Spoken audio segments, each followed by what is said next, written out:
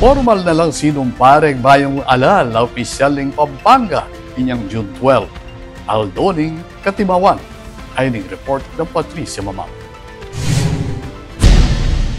Formal na lang sinumparen bayong halala opisyal ng Pampanga inyang June 12, 2025 aldoning Katimawan.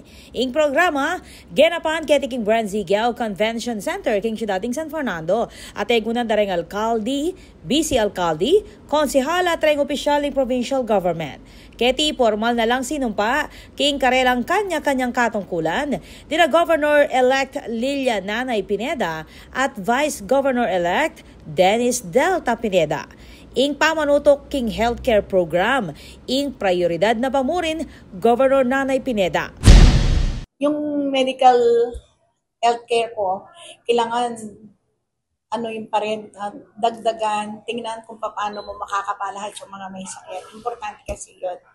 Tapos yung mga scholars, kailangan pa rin natin tutukan dahil ngayon, ang laki ng, galing sa akin yung bagong admin ng OWA.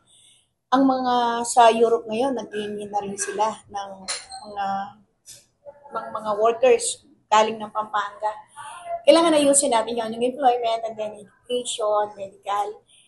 Ayoko nang mabagal. Gusto ko lahat, simultaneous, sabay-sabay. Sinumpa na lang naman ring elected board members kareng hanggang distrito ning lalawigan. Kaya be mo naman kareng sinumpaking katungkulan dina 2nd District Representative Gloria Macapagal Arroyo at 4th District Representative Ana York Bondoc Sagom. Ingaman ang oath-taking, pemuntukaneng Associate Justice Marvic Leonen. Ako po, Patricia Mamangon para kay News Force Pampanga. Balitang tutuking Balen, susuyo.